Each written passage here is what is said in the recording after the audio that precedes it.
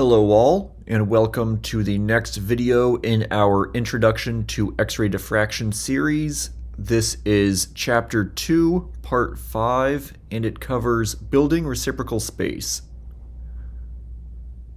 I will admit this is not a video I necessarily wanted to make because reciprocal space can be a bit difficult to wrap your head around. I've never been all that great at it. But going through and figuring out how to demonstrate it in this video has really helped me understand it better. So let's just jump right in. Let's look at first direct space. I'm going to start out using the simple cubic unit cell in order to illustrate things. So that's what we see here on the left. Here on the right, I've stripped away all the atoms and just shown you the A, B, and C vectors corresponding to the edges of the cube and how they correspond to the axes that I just arbitrarily chose. So then let's start looking at reciprocal space. We're going to start out by defining reciprocal space. In direct space, we have those A, B, C vectors. We can also call them A1, A2, and A3 if we like.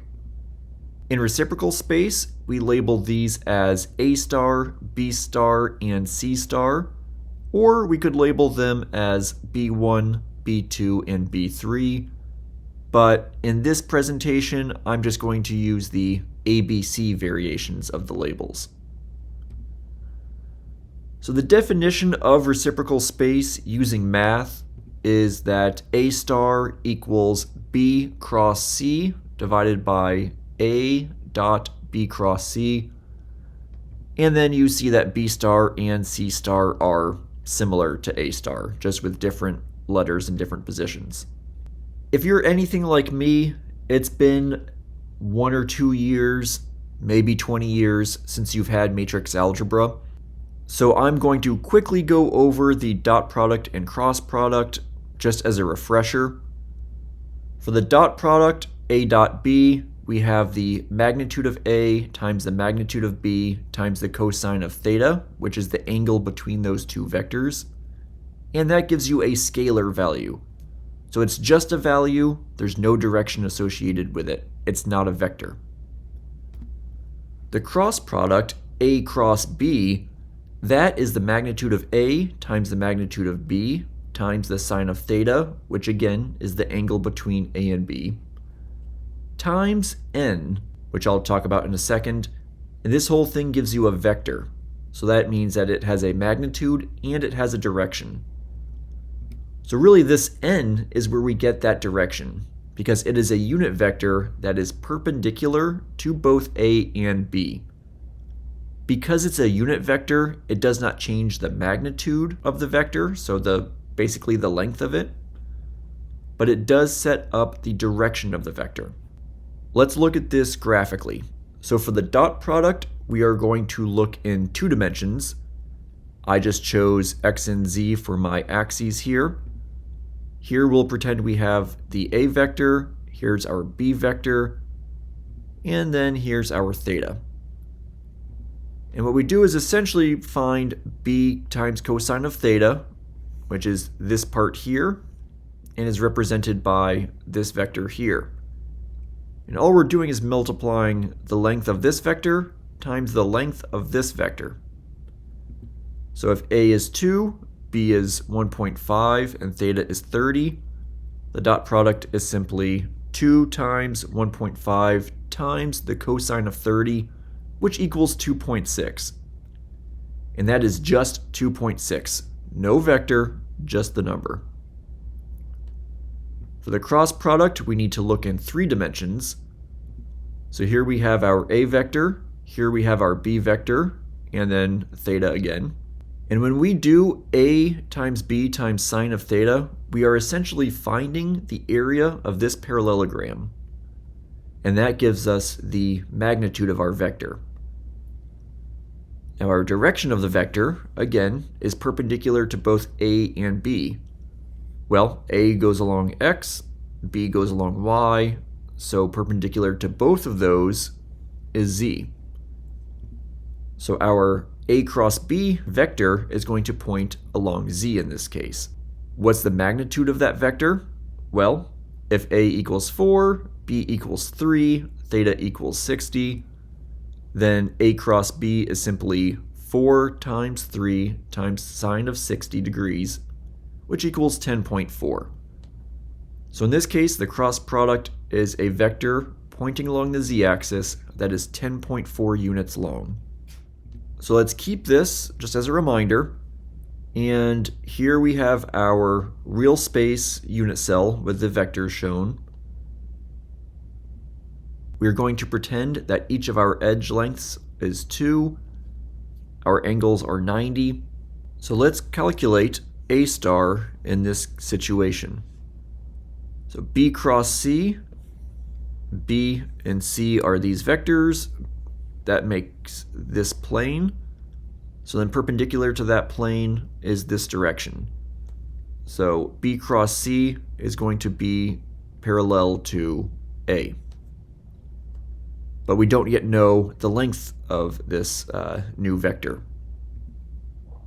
So B cross C, that's simply 2 times 2 times the sine of 90, because we have 90 here. That equals 4. So then A dot B cross C, which is the denominator here, is simply going to be A dot whatever this B cross C is. So that's 2 times 4 times this times the cosine of 0, because A and then B cross C are parallel to each other, basically laying right on top of each other. So that's going to equal 8. Now, one thing the book likes to point out is that this 8 is the same as simply taking A times B times C, which is 2 times 2 times 2, which is 8. And then A times B times C is the volume of our unit cell. So what they like to do is rewrite this as B cross C divided by the volume, and similarly for B star and C star. Now this does make it look a lot nicer, it looks a lot simpler, but I do not like writing it this way. And I will explain why shortly. Just keep in mind, this is not my favorite way of going about things, but I wanted to bring it up because the book does. However, if we plug in our numbers, we saw that B cross C is 4, the volume of the unit cell is 8, so that gives us 1/2. So we get rid of that B cross C. We know that it's our A star vector is going to be in that direction, but it's only going to be half a unit long. So 1/4 the total length of A. So this would be our A star vector. Here we have, again, our real space unit cell. Let's get rid of the lengths. And we see still just A, B, and C. That is the overall configuration of our axes and our vectors. For reciprocal space, if it's not apparent yet, here again we have our origin. A star is going to point along the same direction as A, B star will point along the same direction as B, and C star will point along the same direction as C. I need to stress though that this is for orthogonal systems. So systems where the angles are all 90 degrees. This is 90 degrees, this is 90 degrees, and this is 90 degrees. We will look later at a hexagonal system and see how a non-90 degree angle affects the orientation of the reciprocal space vectors.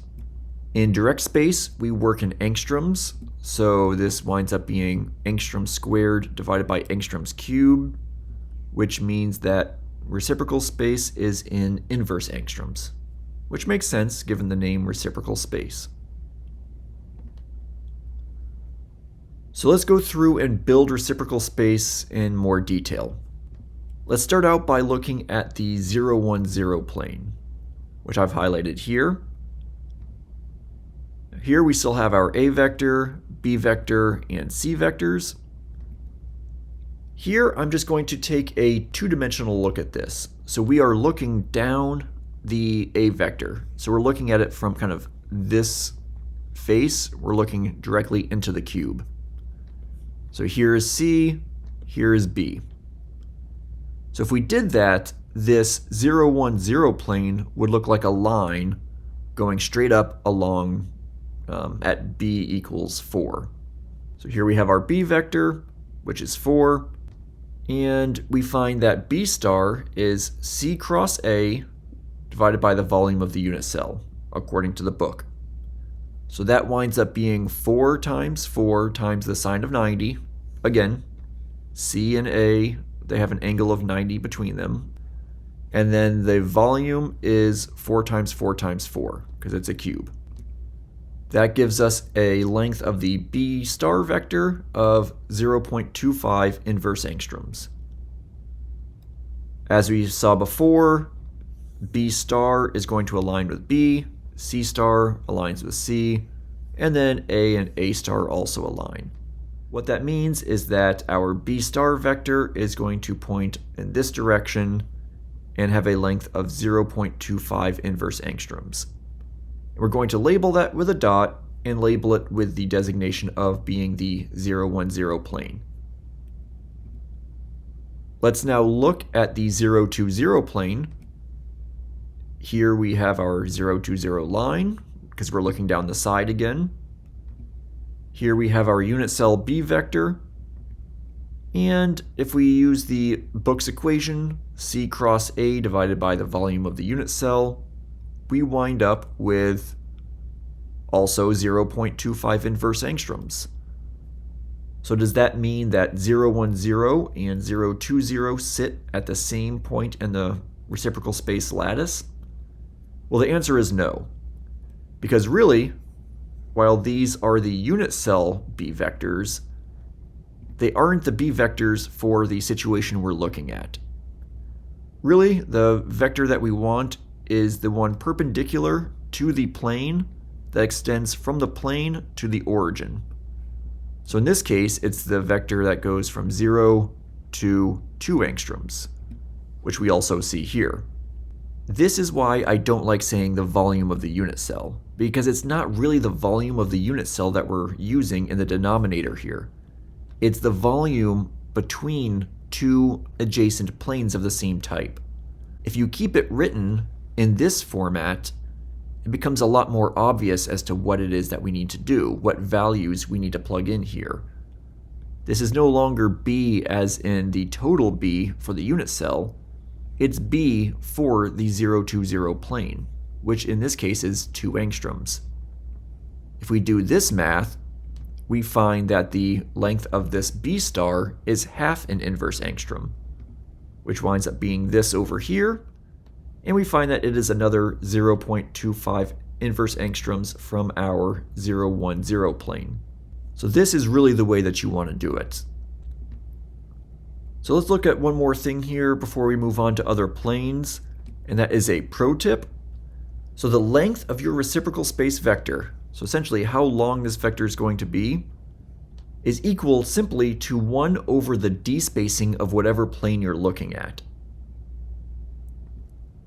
So let's take a look at the, both the 0, 2, 0 and the 0, 1, 0 planes.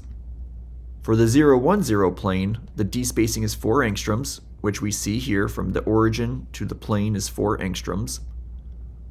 1 over 4 angstroms is 0.25 inverse angstroms, which is what we have here. For the 0, 2, 0 plane, the d-spacing is 2 angstroms. So then b star is 1 over 2 angstroms, which is half an inverse angstrom. So in this case, it really does simplify things in my mind. Reciprocal space is simply a vector.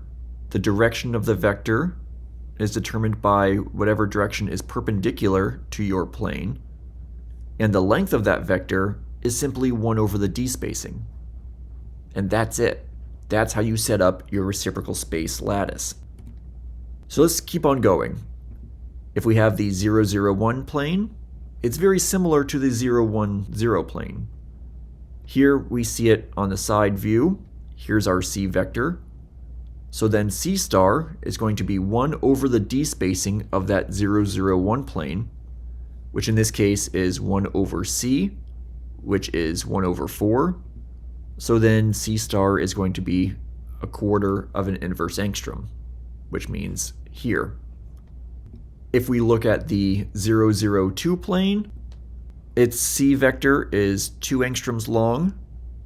So C star is simply half an inverse angstrom long, which corresponds to this point here.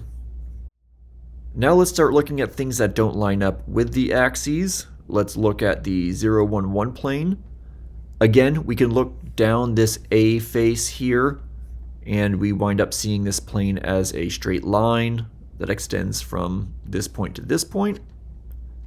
So this is our 0, 1, 1. This is at a 45-degree angle. I know that because this is 90 and these lengths are the same. So the first thing that I want to do is draw a perpendicular line from our plane that goes through the origin. And I just arbitrarily chose this as an M vector. So the orientation of this M vector determines the orientation of our reciprocal space vector. So it's helpful for me to know that this angle here is 45 degrees, which it has to be because this is 45, that's 90. A triangle has to equal 180 degrees, so this must be 45 degrees. So that tells me that 45 degrees over here is where my M star vector is going to be. But I don't yet know the length of it. We only solved half the problem. So there's two different ways that you can determine the length, and they both involve 1 over the d spacing. So just looking at this geometrically, 1 over the d spacing is the same as 1 over this m length. And then cosine of theta is adjacent divided by hypotenuse. This is my theta, this is my adjacent, which is m. My hypotenuse is b, so we have m over b. So then if we solve for m, that will equal b times the cosine of theta. So we'll do that over here. B times the cosine of 45 is really 1 divided by 4 times the cosine of 45, and that is 0.354 inverse angstroms. So that tells me the length of this vector. We'll get rid of that and put that in at 0.354 inverse angstroms. And you'll notice that it's the intersection really of this 001 and 010. And that is our 011 plane. So that's method 1.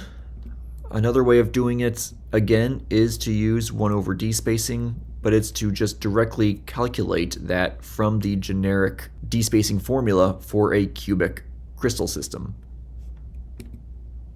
So here we have our HKL is 011 because we are looking at the 011 plane.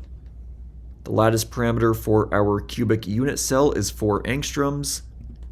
And if we go through and calculate all of this, we wind up getting that m star is 0.354 inverse angstroms, which is the same thing that we got from just using the geometry of the situation in this plot. So whichever way you find is easiest to go about it, they both give you the same answer, so it's really up to you. Let's look now at the 021 plane. It looks like this from the side view. I need to figure out what some of these angles are. I know that tan theta is opposite, which is this, divided by adjacent, which is this, which is 4 over 2. So then theta winds up being about 1.107, but that's in radians. I like to work in degrees, so that winds up being about 63.4 degrees. Next, I will draw my perpendicular line from my plane to the origin. I will label that as my m vector, and I know that this must be 26.6 degrees to make everything add up to 180 degrees. Now I know that my m star vector is at 26.6 degrees from the b axis, or the b star axis. I just don't yet know the length. So let's do just exactly what we've been doing. M star is 1 over m, which is 1 divided by 2, which is our length here, our b length, times the cosine of this angle, 26.6. And that winds up being about 0.559 inverse angstroms, which looks like this on our plot. Again, it's the intersection of 0, 0, 1 and 0, 2, 0. I could have also gotten that by plugging in all of our values in the generic despacing equation, and I would have gotten the same thing. Now you see how it works in the cubic system. Let's take a look at how the tetragonal system would differ from the cubic system. Here on the left we have our cubic system. Here on the right I've set up a new tetragonal system. So I've kept A and C the same as over here. Both of them are 4 angstroms. I've simply made B half as long. So instead of being 4, it is now 2 angstroms. And let's see how that changes our plots for reciprocal space. If we look at the 001 planes, we see that for both the cubic and the tetragonal unit cells, the despacing of this 001 plane is 4 angstroms, which means that in reciprocal space, they will both sit at 1/4 of an inverse angstrom along C star. And if we look at the 002 plane, they both sit at the same position along C star. 003, same thing. And then 004, we get the same position as well. Unsurprising since the overall lengths are the same. Let's now look at the 010 planes. So here for the cubic side, we see that it sits at 4 angstroms, which then means that it's going to sit once again at 1/4 inverse angstrom. If we look at the 020 plane, which sits at 2 angstroms, we see that it sits at half an inverse angstrom. Now, the 020 plane has a despacing of 2 angstroms. Over here on the tetragonal side, the 010 plane has a despacing of 2 angstroms. What this means is that the reciprocal space point for the 010 plane is going to have the same magnitude as the reciprocal space point for the 020 plane in the cubic unit cell. So then if we continued on in the cubic unit cell, we would see that the 030 would be here, 040 would be here. On the tetragonal side, we would see the 020 here. And then if we went on and did other planes, we would see that it looks like this. What we wind up seeing is that with this longer length for the B vector, in B star, in reciprocal space, our points wind up closer together. Here in the tetragonal, this distance is shorter in real space, but in reciprocal space, these points are now spaced out farther. And that shows us a very important part of reciprocal space, namely that a shorter length in real space corresponds to a longer length in reciprocal space. And the opposite is also true. A longer length in real space will correspond to a shorter length in reciprocal space. We're going to end looking at the hexagonal crystal system. Again, this is going to be a little bit different because we don't have all 90-degree angles. So here we see a hexagonal arrangement of atoms with A and B equal each other and are 2 unit lengths. C is 4 unit lengths in this example. Let's now take a top-down view of this. So we're going to be looking down into this face, which means that A is going to point this direction, B will point this direction, C is going to come out of the page at us, and this angle here is the 120-degree angle characteristic of a hexagonal unit cell. Let's start taking a look at different atomic planes. We will start with the 100. If we draw that up here, it looks just like a straight line. We know that this angle is the same as this angle, which then means that this angle needs to be 60 degrees because this whole thing has to be 180 degrees. Next thing we want to do is draw our line perpendicular to our plane that goes through the origin, and we're going to label this M. We then know that this angle here is 30 degrees because this is 60 and this is 90. Let's start trying to plot reciprocal space over here. we have our A vector, which I will leave kind of dotted. That's our direct space vector. I'll just tell you that C star is going to come straight out of the page. It aligns with C because these angles are all 90, so it's going to behave nicely. But we know now that this new vector, our reciprocal space vector, will need to point in a direction that's 30 degrees away from this A vector. And that winds up being like this. And this is actually our A vector in reciprocal space, so A star. So when we have non-90 degree angles, A and A star no longer necessarily line up with each other. So we have determined where our vector is going to be. We don't yet know the length, so we need to go through and find the length of our A star vector for the 1, 0, 0 plane. That is simply going to be 1 over m, which is going to be 1 over A times cosine of theta 2, which if we go through and calculate it is 0.577 inverse angstroms. So we're going to say it's there. Let's take that and we're going to move it over here out of the way. And then I'm not going to go through and show you all these other planes, but our 200, 300, and 400 planes would correspond to these vector lengths along the A star axis. Very similar to how it all worked with the cubic system. You would go through and just calculate all of these. Let's look at another plane, the 0, 1, 0 plane. It looks like this in direct space. We know that this is 60 degrees. We draw our perpendicular line, label it M. We know that this has to be 30 degrees. So then if we draw our B vector over here in reciprocal space, we know that our B star is going to be 30 degrees away from it. So this is our new B star vector. We then need to go through and calculate the length for the 0, 1, 0 plane. And again, this is all the same thing that we've done multiple times up to this point. 1 divided by 2 times the cosine of 30 equals 0.577 inverse angstroms, which puts it here.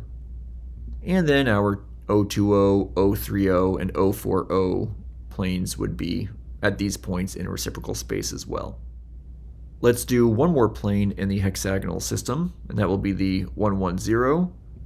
It looks like this. There is our perpendicular line. And I know that because this is 2 angstroms, this is 2 angstroms, this perpendicular line is going to bisect this angle. So then that is going to be 60 degrees. So then we know that our reciprocal space vector here, I guess M star, is going to be 60 degrees from the original B, which shows up as that. For length, it's going to be 1 over m, which is 1 divided by 2, that length, times the cosine of 60, which winds up being 1 inverse angstrom, which is right there. And if we continued on, that would be our 220. That is simply an extra 1 inverse angstrom away from this one. I'm not going to show how we find it, but here are some other atomic planes represented in reciprocal space. And one cool thing to note is that I'm going to gray this out, and then if we draw some lines, we see the hexagonal structure, or the hexagonal nature that we see in direct space is also evident in reciprocal space. So that is how you can go about building reciprocal space from direct space. In summary, I really split this into 2 parts, just the definition and the construction. Definition, direct space is A, B, C. Reciprocal space, A star, B star, C star. And then the definition using math, we've already gone over this a bunch. For the construction, in real space you have a plane. Reciprocal space, you wind up with a vector. A vector has both magnitude and direction, so the direction of a reciprocal space vector is equal to the direction perpendicular to the real space plane. The length of that reciprocal space vector is simply equal to the inverse of that plane's d-spacing. And then a longer length in real space corresponds to a shorter length in reciprocal space. Conversely, shorter length in real space corresponds to a longer length in reciprocal space. That's pretty much it. I've tried to keep it as simple as I can because reciprocal space can be a rather complex topic to understand, so I'm hoping this was a good introduction for you. I would now like to introduce you to the newest member of the ion diffraction facility family. This is Phoenix. She actually came from a hoarder house, so in her situation, she was living with at least 20 other dogs. She's only a little over a year old and already had puppies. She was so covered in fleas that the back half of her body lost most of its hair. By the time we got her, she had already started to heal, but she was so covered in scabs. She was itching all the time, and we didn't realize it when we got her, but she also had tapeworms. So she has been doing a lot better right now, but I really urge you, if you have pets, please take care of them. Take them to the vets, give them flea medication, treat them well. Gus, Phoenix, and I all thank you for watching, and we hope you have a great day.